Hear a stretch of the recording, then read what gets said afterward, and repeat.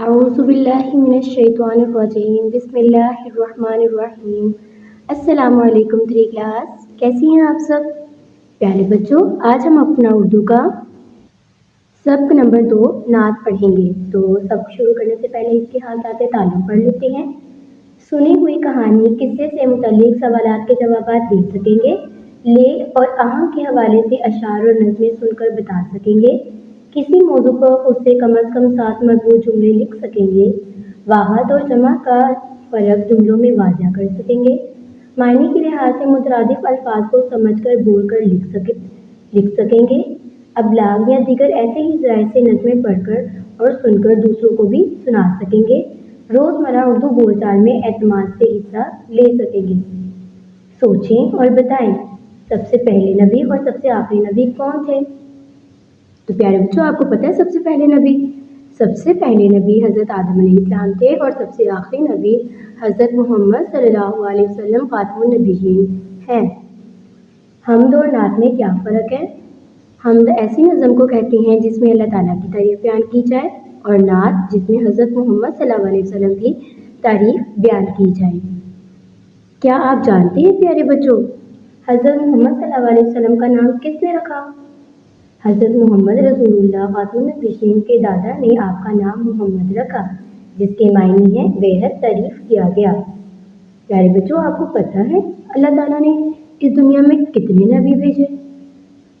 अल्लाह ताला ने लोगों को सीधा रास्ता दिखाने के लिए दुनिया में तकरीबन 1,24,000 अंबिया भेजे। जिस तरह टीचर ने इसको हाईलाइट किया है, आपने भी इसको हाईलाइट करना है और इसको। तो प्यारे बच्चों, जैसे कि टीचर ने आपको बताया, नात में हज़रत मोहम्मद सल्लल्लाहु अलैहि वसल्लम की तारीफ़ बयान की जाती है। इस नज़म में शायर कहता है कि हज़रत मोहम्मद सल्लल्लाहु अलैहि वसल्लम बहुत अज़मत वाले हैं। आप सल्लल्लाहु अलैहि वसल्लम का मुकाम तमाम नबियों में सबसे आला है। हज़रत मोहम्मद सल्लल्लाहु अलैहि वसल्लम जब दुनिया में तशरीफ़ लाए तो दुनिया में हर तरफ बुराई छाई हुई थी, और आप सल्लल्लाहु अलैहि वसल्लम के आने से बुराई का खात्मा हुआ और हर तरफ रहमत के बादल छा गए, और आप पर अल्लाह ताला ने कुरान मजीद नाज़िल फरमाया और आपने लोगों को हदायत की तालीम दी। सरगर्मी नंबर 7, मिसाल के मुताबिक दिए हुए अदाद की लफ्ज़ी गिनती लिखें और मुअम्मे में से उनकी निशानदेही करें। तो प्यारे बच्चों, यहाँ पे है लफ्ज़, हमने इसकी लफ्ज़ी गिनती लिखनी है और मुअम्मे में से उनको ढूंढना है। जैसे कि 2 2, 9 9। इसी तरह आपने ये तमाम सरगर्मी हल करनी है। कवायद सीखें। ख़त कशीदा अल्फाज के मुतज़ाद लिखकर जुमले मुकम्मल करें। प्यारे बच्चों, मुतज़ाद अल्फाज उलट अल्फाज को कहते हैं। तो हमने ख़त कशीदा लफ्ज़ का उलट लिखना है। शागिर्द हमेशा डैश की इज्जत करता है। शागिर्द ख़त कशीदा लफ्ज़ है तो इसका उलट होगा उस्ताद। शागिर्द हमेशा उस्ताद की इज्जत करता है। इसी तरह गोरे काले, खालिक मखलूक, सर झूठ, हार जीत। आपने इसी तरह ये सरगर्मी हल करनी है। सरगर्मी नंबर 9, जुमलों के सामने दिए हुए वाहिद की जमा बनाकर खाली जगह पुर करें। प्यारे बच्चों, यहाँ पे वाहिद अल्फाज है, हमने जुमलों में इनके जमा लिखनी है। तार पर डैश बैठे हुए थे, तोता वाहिद है और तोता की जमा होगी तोते। तार पर तोते बैठे थे। इसी तरह मेवा मेवे, दरवाज़ा दरवाजे। तो आपने जिस तरह टीचर ने ये सरगर्मी हल की है, आपने भी करनी है। सरगर्मी नंबर 10, दी हुई इबारत दुरुस्त तलफ़्फ़ुज़ और रवानी से पढ़ें। अल्लाह ताला ने नबी करीम खातमुन नबिय्यीन को इखलाक का बेहतरीन नमूना बनाकर भेजा। एक बार किसी ने हज़रत आयशा रज़ियल्लाहु ताला अन्हा से पूछा कि आप खातमुन नबिय्यीन के इखलाक कैसे थे।